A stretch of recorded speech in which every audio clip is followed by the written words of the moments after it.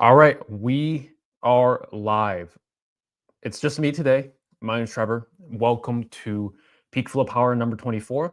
Actually, I mean, it's not just me today. Marcus is on the call, emergency call, so he'll be, joining the live stream in any minute now.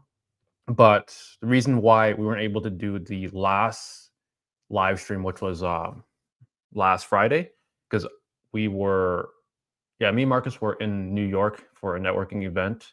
So that's why wasn't able to attend that. But or at least I am here now. So if you guys have any questions about high ticket dropshipping, e-commerce, building a business, then drop in the comment section below or in the live chat, and I'll do my best to answer each and every single one of them.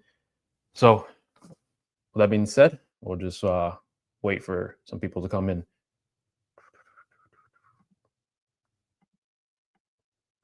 This is interesting.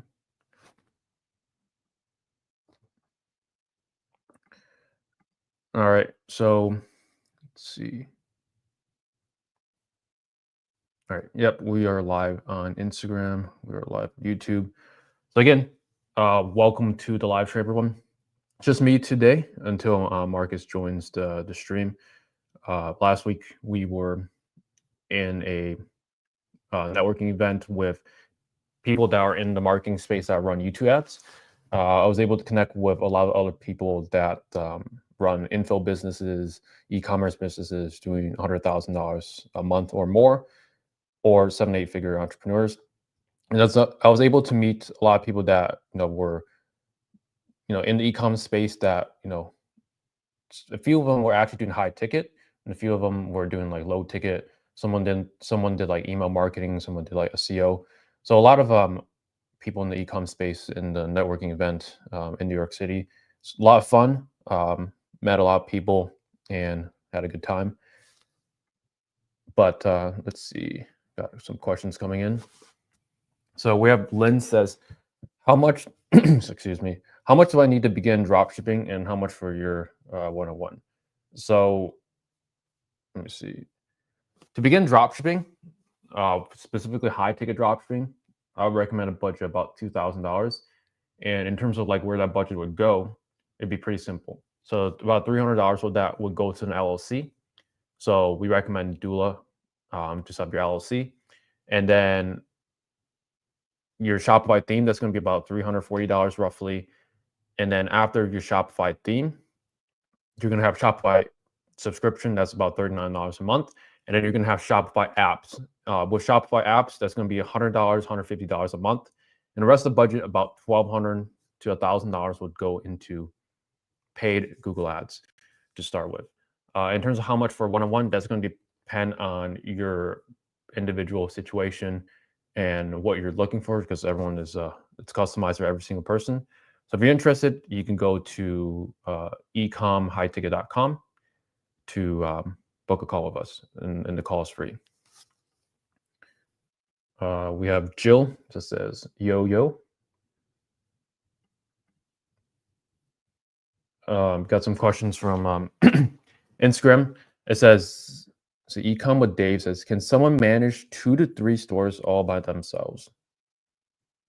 Yeah, I mean, we have people that manage 2 to 3 stores all themselves. It's not recommended, especially if you don't have one store doing the revenue and profits that you want it to be. It doesn't really make sense to open more and more stores unless you just that much time. I think. What's up? Yo, what's good? This is middle answering some questions. So let me finish up. Yeah, so to answer your question, 2 to 3 stores by themselves, absolutely doable, but I wouldn't recommend it.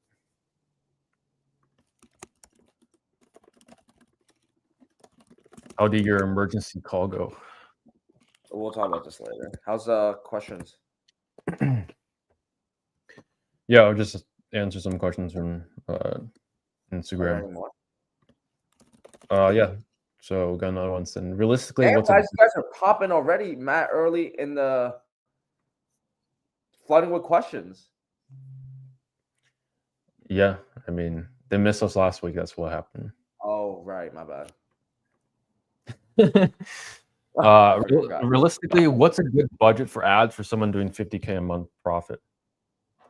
You don't budget for 50K a month profit. You budget for you budget for revenue, and then your profit's what's left forward. So to do 50K a month profit, you would have to do 400 to 500,000 roughly. 300,000 to 500,000, depending on your margins.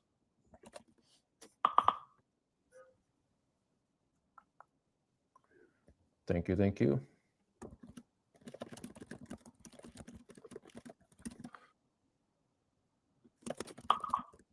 Should you search for USA suppliers when you're from Europe? That depends on if you are. Oh, sorry, we're getting a ton of notifications. Let me just mute them. Should you search for USA suppliers when you are from Europe? So it depends on where you're from and where you want to sell. So if you're in the US and you want to sell in the US, then yes, you should work with USA suppliers. But if you're in Europe, you have a Europe company, then you want to work with European-based suppliers.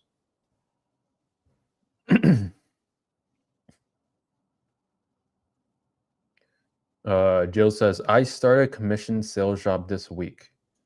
I really need a job. I also have a job offer that's hourly pay. I want to focus solely on my dropshipping business. What's better to work for that? Well, commission sales will help to grow. However, the hours are really weird. What are the hours, if you don't mind? So I think she's just asking. She has a commission sales job, but wants to focus on dropshipping. Depends on her schedule. So if she's working like 9 hours a day, then realistically she only has like 2 to 4 hours a day, if she even wants to put in those hours. Because after you work a normal job, like, and you get home, you probably don't want to, work on your business. That's most people. But if you're able to do that, that would put 2 to 4 hours a day.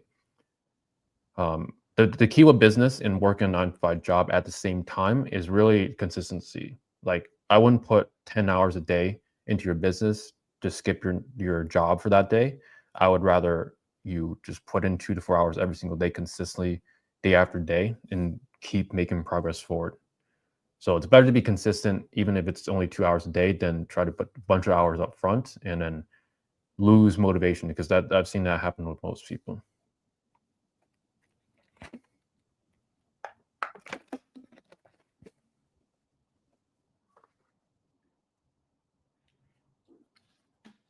Like morning meeting, then out in the field all day.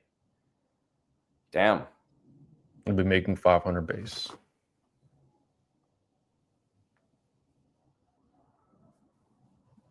Yeah, I mean, with those hours, I would still put 2 to 4 hours a day if she can.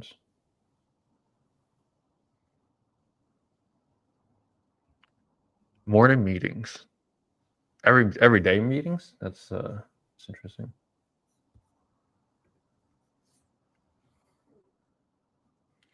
At 100 to 130K a month, the last couple months, ads efficiency drops below my 7-day ROAS target. If I bump ads currently, how would you see 300K plus, ideally without adding new brands?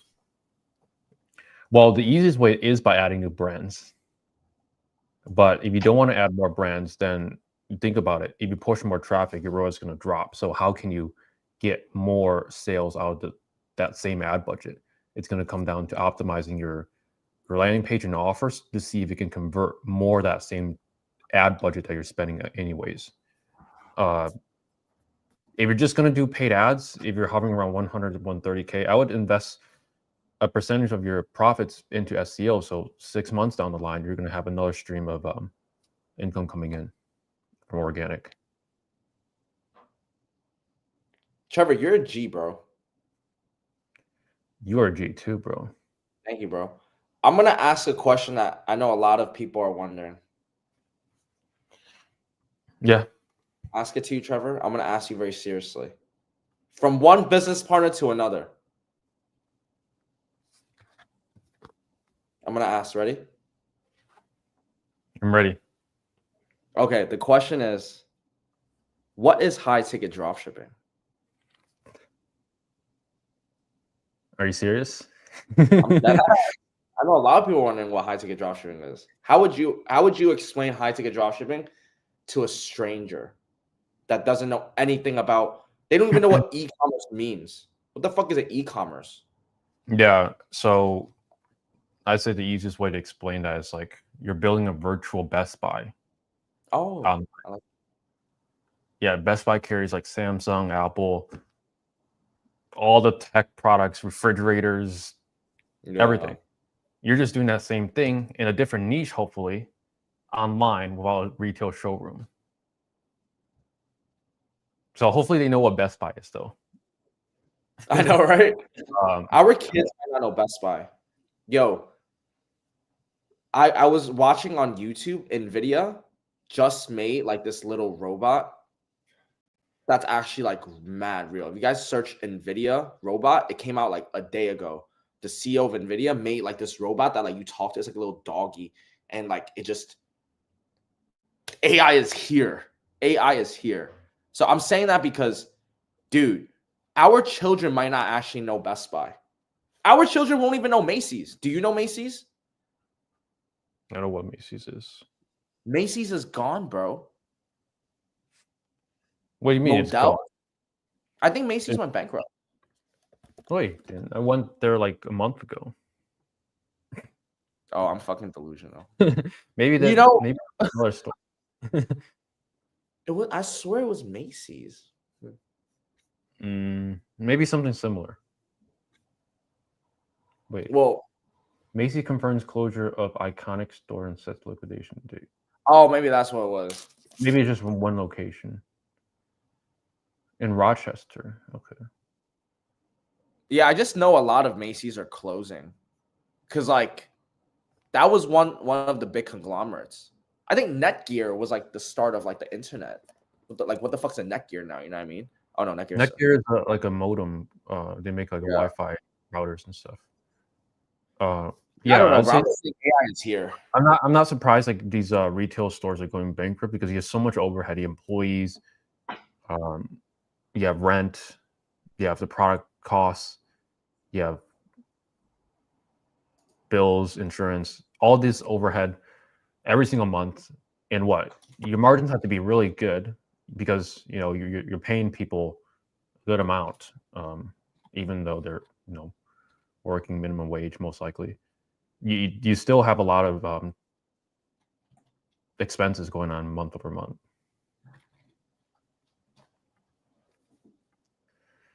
The hours are different every week. I'm afraid this job and what it requires me to do will dedicate my full time to this position. Your I time mean, is if you have different hours every week, you just work on your business more or less every single day. Some days, if you're busy, then you work less. Some days, if you're less busy, you can work more in your business.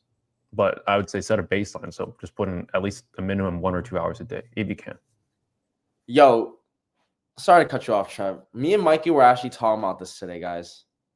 You guys know, like, Trevor is actually one of the only people in my life, and I've met a lot of people, and there's no disrespect to those people, but Trevor's one of the only people that could actually beat me in consistency, and it irritates me. But you guys should actually listen to what he says. Like, if you just do a little bit every day, some days you have less time, but you still do it, and then some days you have more time, you do it. Like, that is the key. Like, he just gave you guys the fucking sauce, and you guys just It's no sauce. It's quite simple. But most people won't do it. Guys. That is that fucking attitude that you love and you hate. It is that simple, and he just does it. And I get it. This motherfucker is consistent. Look, I mean, you gotta be consistent in everything. You want 6 packs, you can't just go 6 months. Go 6 years and it's still going. I like Something like that. I like Yeah. Tips for getting toll-free number for text messaging. Depending on the phone carrier that you're using, for example, Open Phone, they give you like a template that you can use. You just have to be very generic in the way that you submit your answers. So, for example, how will you be using text messaging for your business? You got to say, we will be using text messaging to update customers, notify of any order updates, and shipment updates. Something simple like that. But it has to be generic enough where you're not specifically telling them what you're doing, because most of the times you will be doing those, but most of the time you will be doing other things on top of what you're telling them. Follow the templates. Follow the templates.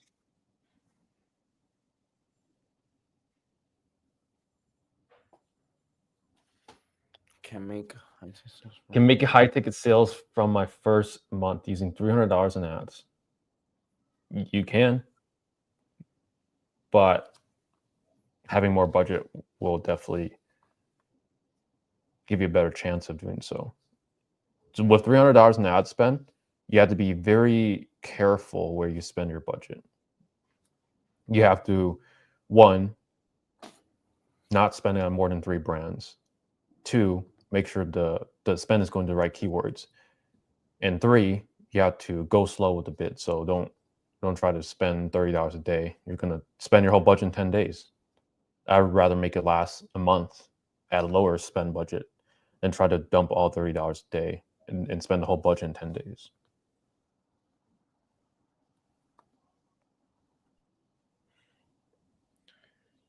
How many months? Oh, my bad. How many monthly searches should a brand have to advertise? 2,000 for brand sounds good. But it's specific products at 500. Is that enough? And what's the sweet spot? Pretty good question. Who wants it? You want to take it, or I'll take it? I'll take it, and then you tell me how you feel about it. Okay. Right, yeah. How many monthly searches should a brand have to advertise? How many monthly searches should a brand? Well, monthly search, I look at like if it has more than 10K monthly search for me. That's how I gauge the metric. When I search the brand, it's like, oh, do they have search volume? So that's the monthly search. But for the budget for the brand, I look at the profit margin. So if I have like 1,500 profit on like one, then I ballpark it to around it. And so if you have $2,000 to spend for a brand, like hopefully they got some good margins to work with. That's why I say I would base the profit margin off of the amount of cap I'm going to spend. How you feel about that? Yeah, I mean, that's correct. I guess I would add that search volume doesn't really matter, because the way we're doing our marketing, we are targeting branded search. So someone searching Samsung TV, so the keyword Samsung. I meant two monthly searches. That's still not bad, I think, right? Because that's still 2,000 warm clients. Even if 20% is like fake, you have 80%. That's 1,600 warm as market. And then you can also move up the funnel. I think some of my best selling brands, they only have 2,000 to 3,000. Really? Yeah. Even your brand, I feel like doesn't have that much. 5K. My brand had like 20, I think. Your top seller? I don't know at this point. I think because they're averaging around that ballpark. They're not like the one we saw the other day with like fucking half a million. Guys, we're just doing research on what like our brands, and then yeah, my brand only has 1,600. How much your brand have? 1,600. Dude,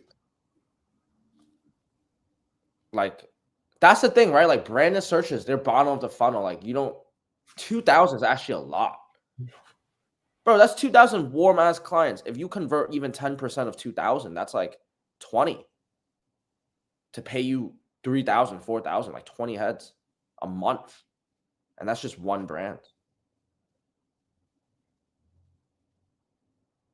Yeah. It's a numbers game.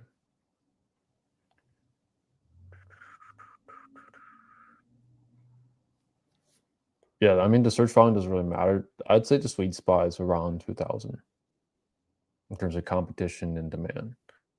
But yeah, more search volume doesn't necessarily mean that you'll sell more of that brand, because more of the time, if the brand has a lot on like retail sites like Best Buy, Amazon, Wayfair, all the big sites, even the brand's own site, and you're just competing with them. So it's better if they have less search volume. So 5K and under, K to 2K, from my experience, is like the sweet spot. Trevor, what's a good search volume for a generic word, or like a generic, like a high campaign, monthly search volume? What's your number? No, it doesn't matter, Really? but more than a couple thousand. Of I want to look at the intent of the keyword. So if sauna has 80,000 searches, I don't really care because I'm most likely not convert on that. But I would rather pick something like 2-person barrel sauna that's more specific and long tail. Oh, It has like maybe 1,000 searches. But I know that I can get that to convert. that's so smart. That's what you look. You look for long tail keywords in the general. Yeah, for example, bathroom vanities. If someone's searching bathroom vanity, what do they want? They want a bathroom vanity, but do they want a 36-inch or 24-inch? Yeah. 72? Do they want a double sink, one sink? Do they want like a countertop? Do they want a quartz, double vanity, triple vanity? Right, All these vary. But if someone searches 72-inch bathroom vanity, I would bid on that term. It's a lot of times that's cheaper than the word bathroom vanity, actually. So And it has higher intent. way higher intent. You can just send them to a collection page with all your 72-inch bathroom vanities, and then there are keywords like blue, like 2-inch blue bathroom vanity. Well, you just have to filter your catalog by blue vanities that are 72-inch. Send them to a collection page with all that. It's just really matching the intent of the keyword to your landing page and making sure that your offer is best or in terms of like quality and at least as good as your competitors. Yeah.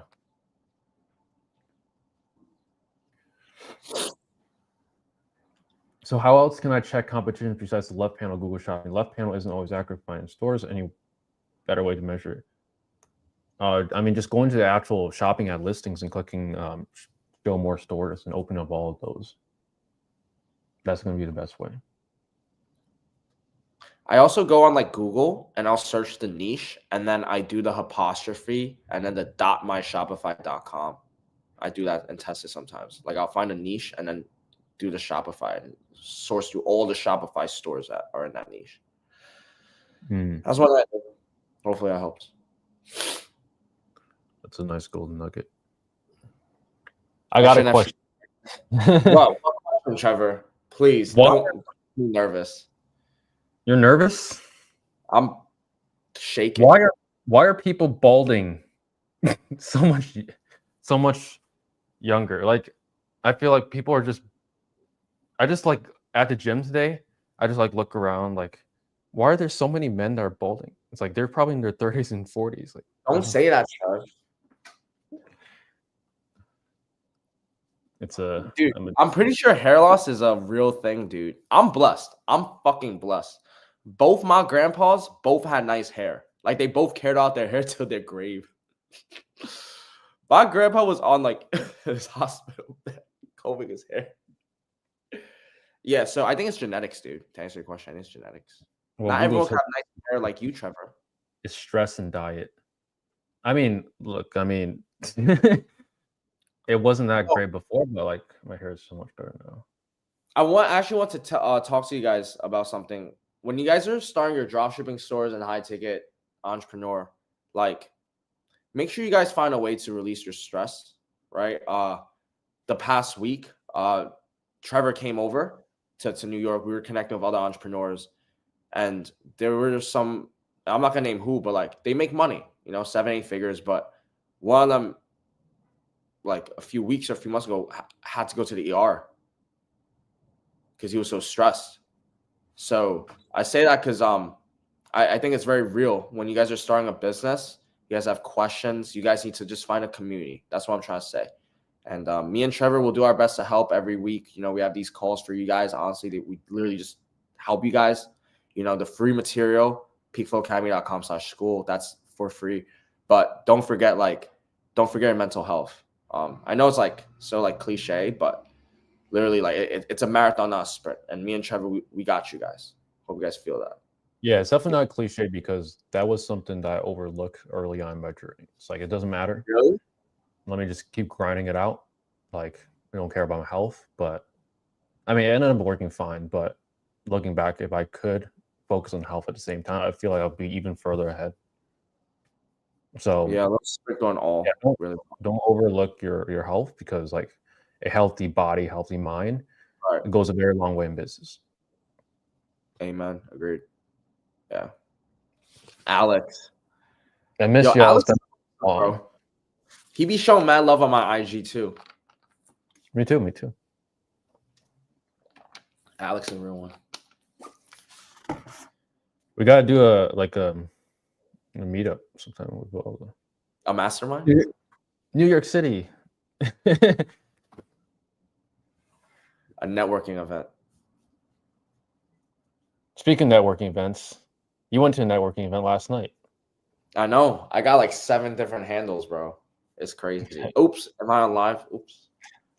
Business handles, guys. Come on. Business handles. Business. Yeah, dude. I was in like some influencer networking event. Yeah. Ask me some questions about, bro. Ask away. I'm an open book. To all my Reddit lovers as well. Was it strictly business? Of course. But I'm very professional. But a lot of them, you know what it is? I'm gonna tell you what I learned. And you guys listen carefully too. Influencers, all your favorite influencers are broke. I'm gonna tell you why they're broke. Even if they have millions and billions of views and they make mad brand sponsorships, I realize like the game they play is like you get views, get attention, and then they don't know how to monetize. No influencer knows how to monetize. And they'll make all the views and then they just get brand sponsorships. And yeah, you can make $1 million contract or whatever, but then you've signed your voice away. Because the moment you say something out of pocket, brand sponsorship cut, you're fucked. So That's the biggest why you can't. Yeah. What were you about to say, Trev? Sorry, cut you off. No, I was gonna say, like, that's why you can't be reliant on brand sponsorships. dude, if there's one brand I'm rely on, it's my branded suppliers, my brother. Cause like, like dropshipping is so good, bro. Like, you just have to network and get a few supplier connections, and then after that, you have the products that you could just sell. How you sell is up to you. But like, I'm not binded, you know. And me and Trevor, we're at the point where like we built our dropshipping store. We have a coaching program to help others build it because there's so much market. A lot of you guys wonder like, oh, you guys doing so well with your ecom. Why'd you start a coaching? It's because we were doing so well and there's more. You know, we live a life of abundance. And now we're doubling down on both our ecom coaching, building out SaaS, software, AI around what? Branded suppliers, high ticket dropshipping. So if there's one brand, you know, sponsorship, it'd be my top bestseller brand. I love my brands. So all love to high ticket dropshipping. That is it. That is it. So if a relevant keyword from another brand appears in a Google Ads campaign that's a low CPC, should I phrase match it, remove the brand, or keep it since it brings customers? If it's a brand that you carry and showing up in the wrong brand, I would remove it. Same. But if it's not a brand that you carry, then you could leave it. Thanks, dudes. You are awesome. Oh, when you were doing millions and billionaires, I mean millions and billions, sound like fucking Donald Trump. I'm crying. What's up, guys? I have a question for y'all. Ask away. One of my suppliers has a lot of reviews on these products, like 300 plus. Will I need that many reviews on the products to compete? And how important reviews? You'll need 300, but having reviews definitely do help. It's not going to make or break if you're going to be profitable. It can help you make more profits from your ad spend. So yeah, it is quite important. So in the beginning, you don't have any reviews. I don't recommend faking reviews because I know all you e-com guys out there, you faking reviews. You know, it's actually illegal to fake reviews now by the IRS. It's as of November 2024. It's illegal to import fake reviews. You guys are going to do anyways. I can't stop you, but I'm just warning you. No fake reviews. Instead, what you're going to do is you're going to get real reviews by getting orders in, calling the customers up after they receive their item, and tell them, hey Sally, just checking up on you. Like, how did you get your sauna that was delivered last Thursday?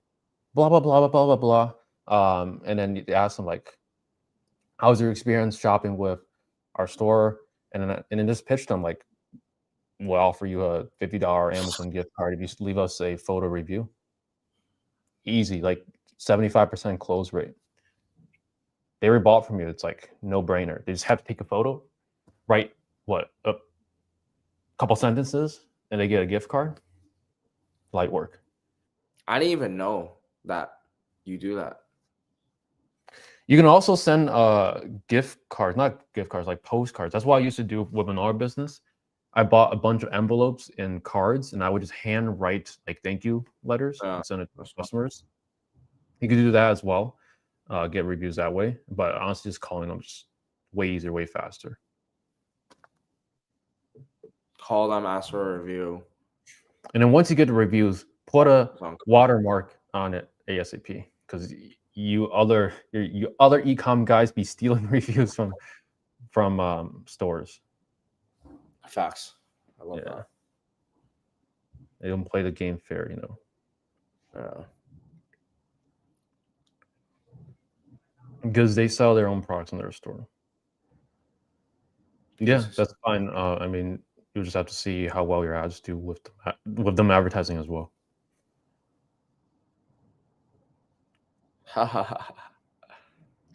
Yo, I've been running my store for the past couple months and looking to start scaling hard soon.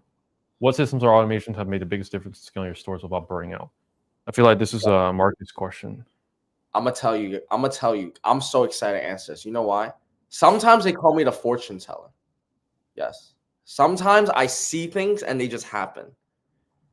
I actually just released a video. I'm not trying to promote myself, but like at 12 p.m., like literally 35 minutes ago, I scheduled my video on automations. So there's this one automation that changed my life. It will change yours. The automation is the email automation. Like when I get an email from my supplier, it pings my Slack. That's like for me was the craziest because it went from me like because I was always checking my emails. I'm either checking my email or I'm not. That notification was like, boom, made all my life so efficient. So you should check that video. I like literally just showed that automation there. That's my answer. And I answered it before he even asked it on a YouTube vid. That's pretty cool. That's pretty elite. Thank you, bro. What automation for you though, Trev?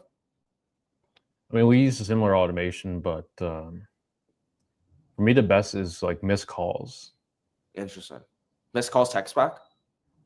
Not just missed calls, text back. I have a Slack channel that says missed calls, and it has like, hey team, pings a team, and then here's a number that was missed call. Please call back ASAP. So I can now see like during my employee shifts which ones are missing calls. Yeah. And I'm gonna roast them about it. I'm kidding. They missed calls. I'm a nice boss. I promise. Trevor's the best. All right. How would you compete with a brand selling their own products and giving away $100? Marcus mentioned giving a free gift is good enough to compete.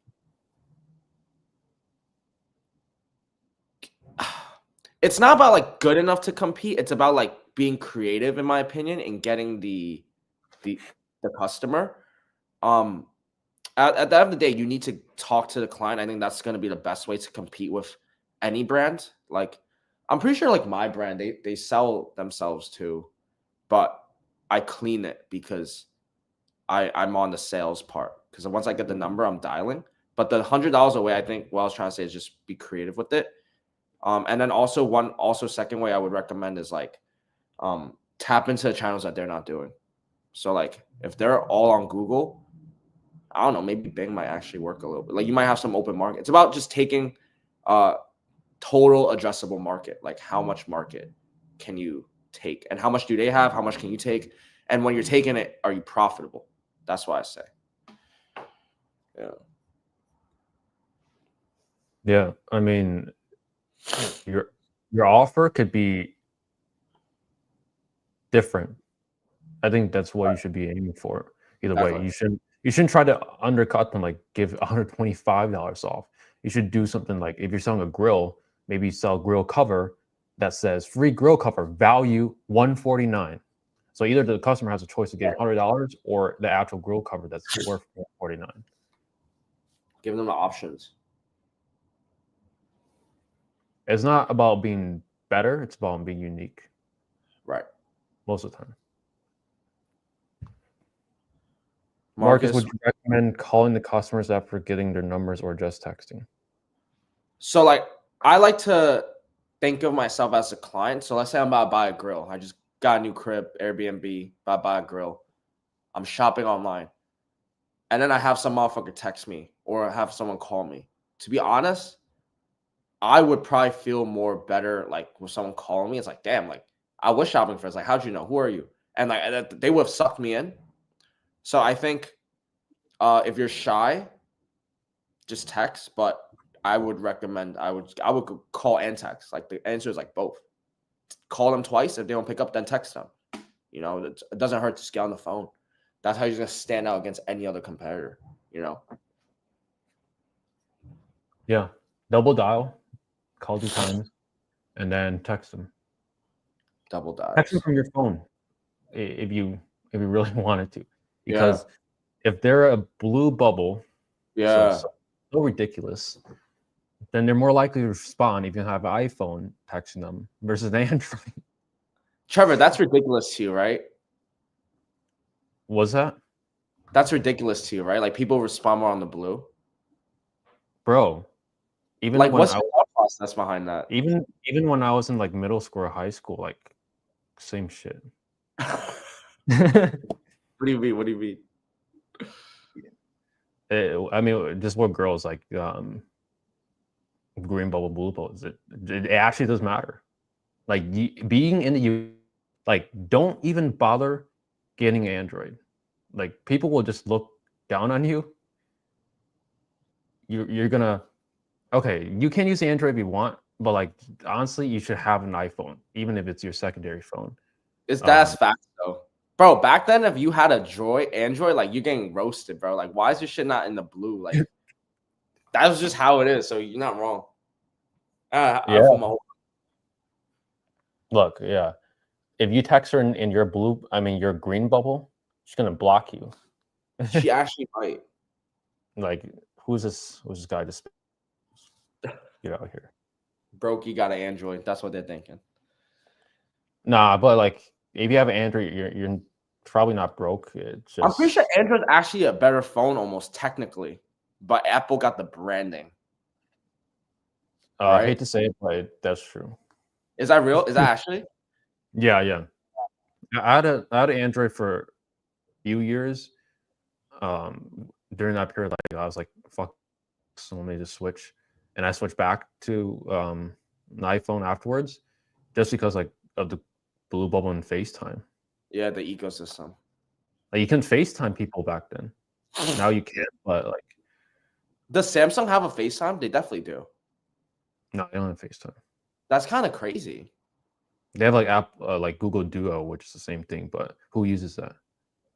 I've never even heard. Where's my point? Yeah. You can FaceTime people, on Android, but you had to send them a FaceTime link. It's a hassle. Yeah, that's But whack. Android people be using WhatsApp, Telegram. All right. Yeah, if you're international, you can get away with Android, but in the US, like you gotta use an iPhone. Yeah.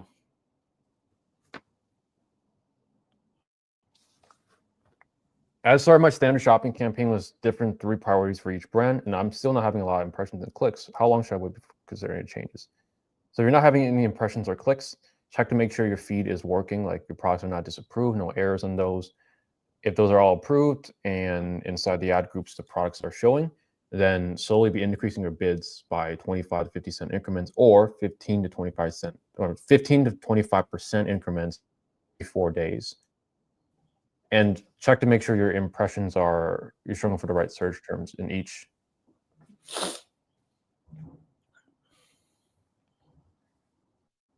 Thanks for the answer about automation is going to watch that vid. What KPIs, data points do you guys personally track on a weekly basis, and how do these metrics influence what you change in your stores?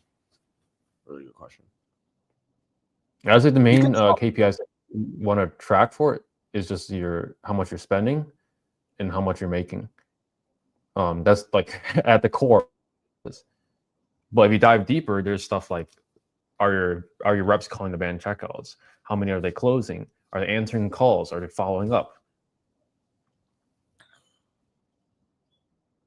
I was gonna say the same thing. Like exactly.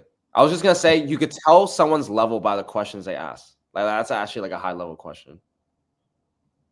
Pretty cool. I stole your answer from your mouth.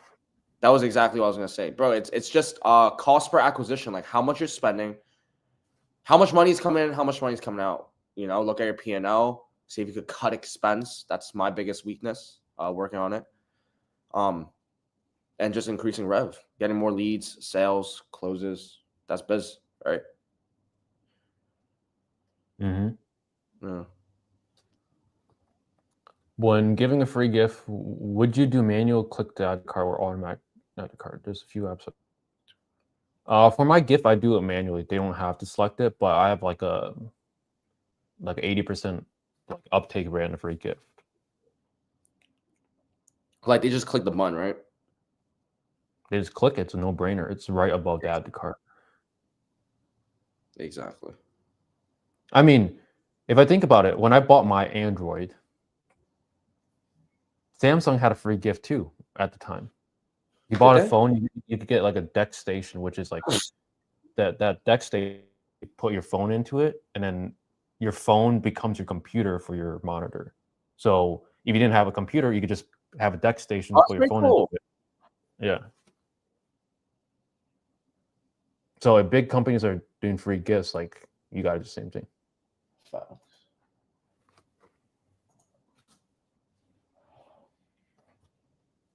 Even in competitive niches like greenhouses, the only way to compete is by having a unique offer and gift.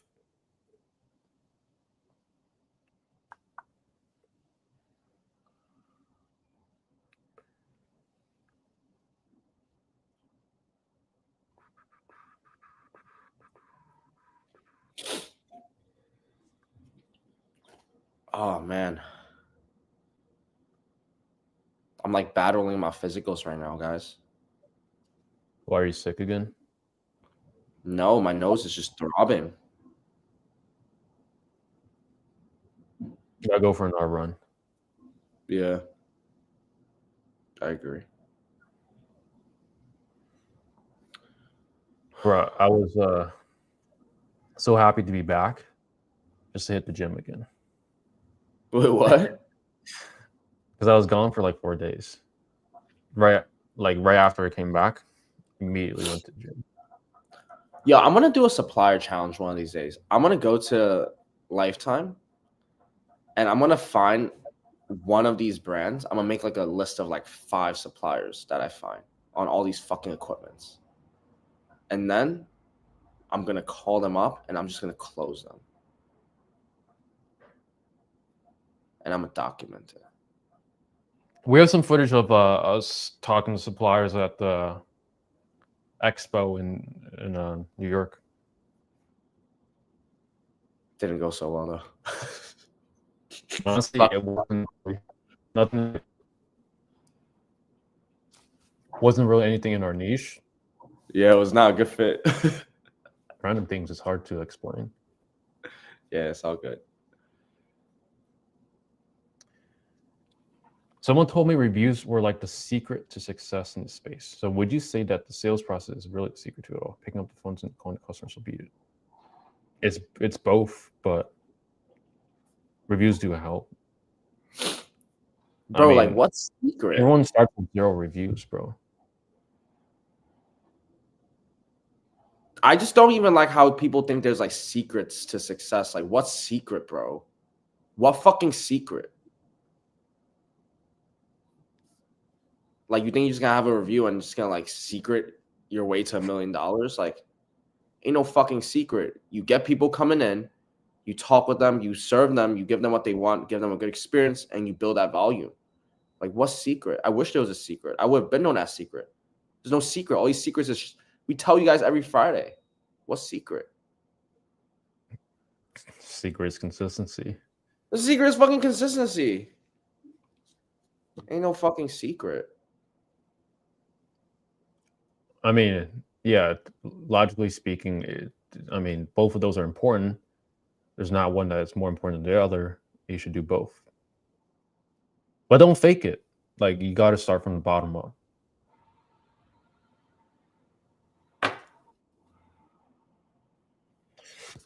Any conversion rate optimization techniques that you can implement? A lot of things. But you have to see like where the problem is. So if you're spending a lot on ads and it's just not converting, then you probably have a lead generation issue. So you have to optimize your site for more leads. So phone number, quote forms, gifts, offers, and your sales process. But a lot of times with high ticket, you don't have the data enough to prove like what is the problem. So you just got to optimize everything. So yeah, I mean, conversion rate optimization isn't really that high ticket. You just have to see like the best conversion rate optimization is just going to other sites, seeing things that they have that you don't have. And if it's a good fit for your niche, implement the ASAP. Just do that consistently. My head went into the add to carts. My shit changed when I was in low ticket drop shipping. I had the add to cart and then I had PayPal under, and then my add to cart text size was like fucking small. One like monumental change was bigoting, like making the add to cart button bigger, removing the shop pay and PayPal, and just having like a nice ass orange bubble there with a big text saying add to cart. And then you turn it from not the curve, not the straight one. I made a little curvy on the edge. I was like, They gave us some curves. we all love curves. Say less. Yo, we're jokes, bro. But yo, hopefully that helps. That's where my mind went to. Yeah, I agree. Thank you for your answer. Thank you for your answer. How many days did you say I have to wait before starting to increase those CPC bids? 4 days. Have any of you ever transitioned from dropshipping to semi-private labeling within your niche? If so, what did it require and how did it impact margins, repeat customer rate? What's semi-private label mean? It just means white label, just like selling the brand's product of your own brand. I've So you're not thought about creating that. without your product. You're not creating a product from scratch. You're just taking the supplier's product, slapping your logo instead of their logo on it. I've thought about that. I I think it was could work. surprised you can do it with. I haven't tried it yet. Yeah, I've never done it, but I think it would work. I mean, as long as you're generating sales for a supplier and they give you the cut, like doesn't matter how the fuck, right? Like You better give us better margins, otherwise, like, no point. yeah. I have a brand that I know I can do that with, but I already have 40% margins with them. So I don't know how much more I can get from white labeling their products. If it's Maybe 10, go. it might not be worth it. We have to source them from China. China.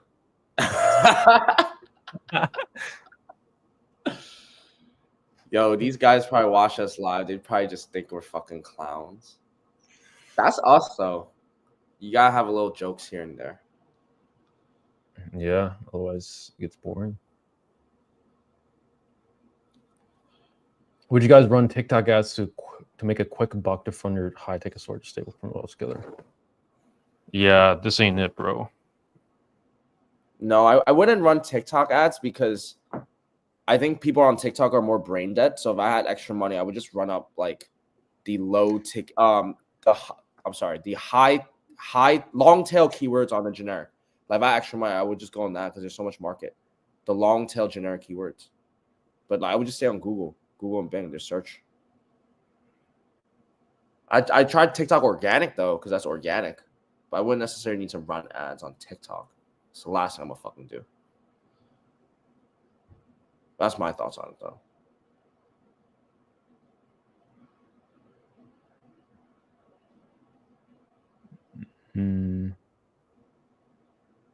Interesting.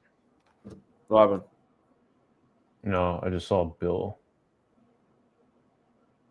I feel like we were for something. Well, we'll talk about it later. Yeah, I wouldn't run TikTok ads. How are you gonna make a quick buck? What's your plan approach to make a quick buck? I have no idea. A quick buck is go to the marketplace, go to your local Facebook marketplace, find things you can buy for cheap, sell for higher. Yeah. Some products I did it with. I done it with furniture. Just like some small furniture, like a table, a chair, desk. But you can do it with like couches. Couch flipping is a whole thing. You can make a couple hundred per flip. But you need like a truck or a U-Haul or a trailer or something. That work. Do you do Facebook retargeting? Yes. Yes, we do Facebook retargeting. We do it so well that I had people tell me they went to my store and then they went to Instagram and they saw my ad right away. Damn, that pixel is working. It's working all right. And you follow them along the internet, just reminding them, come back. Come buy this sofa for me. High ticket e-com is so good, man. It's just still so new. But it's so I don't know, you learn something new every day. Yeah, like you learn from other industries, like different strategies you can apply to e-com. It's really interesting.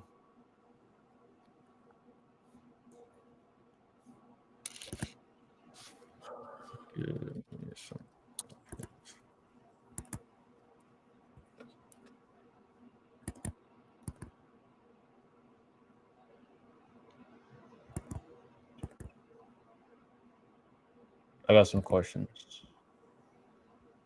Where do you hope to be 5 years from now?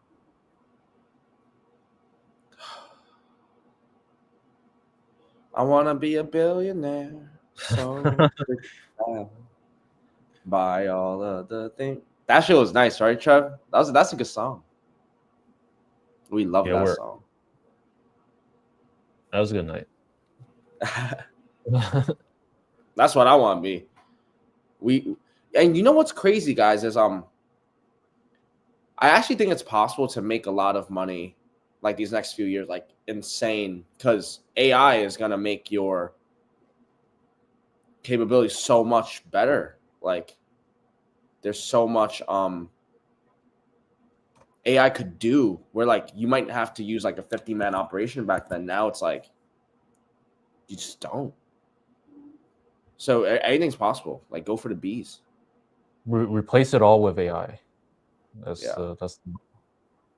Yeah, we have in our networking event, like the company that was presenting, they replaced their like 20 people team to 6 with AI. They cut back on like 14 people, made even more profit by implementing AI. Yeah, it's kind of like OD.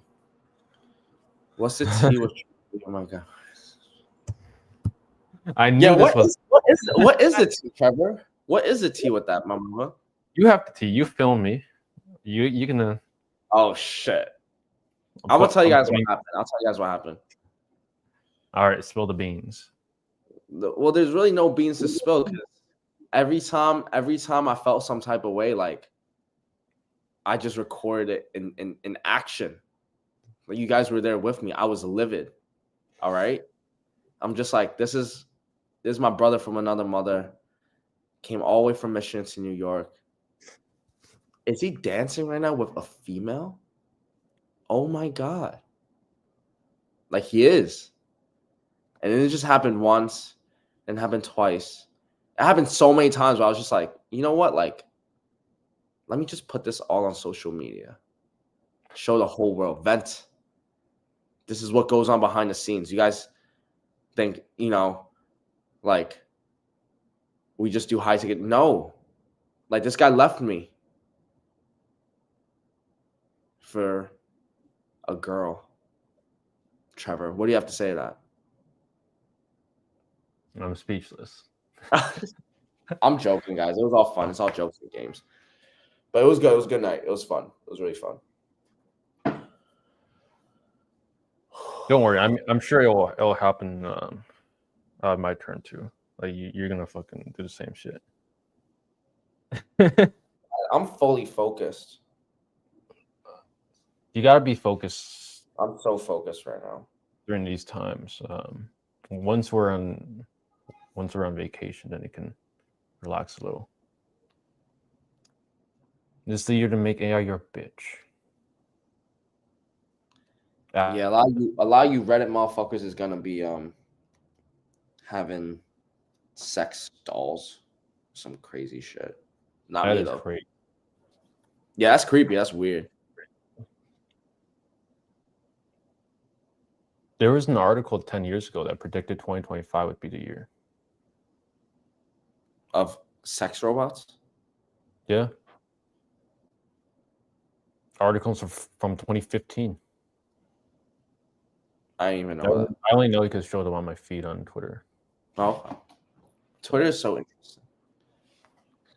Everyone Nintendo Switch. You guys are my idols. That's high praise. That's high praise. Thank you.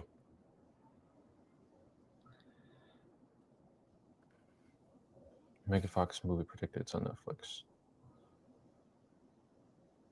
Cool. When's the last time you watched Netflix?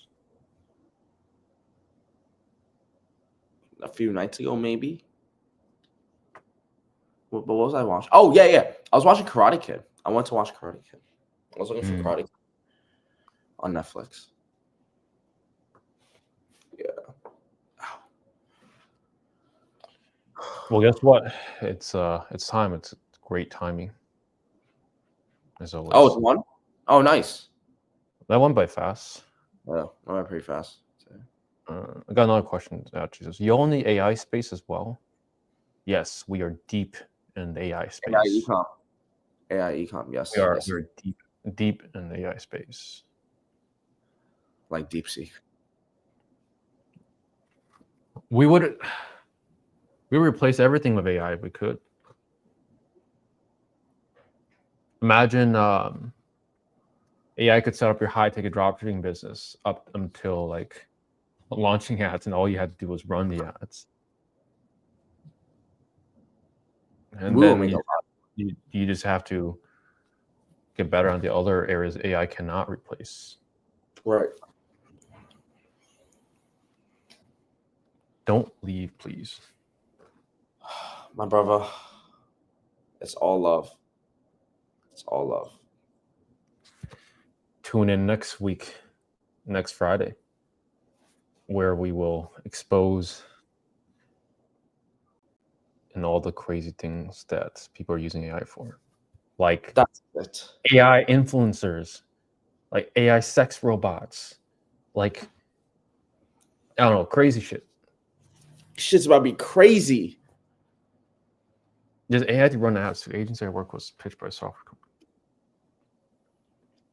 Yeah, I'm sure. I mean, PMax is basically AI based, AI driven.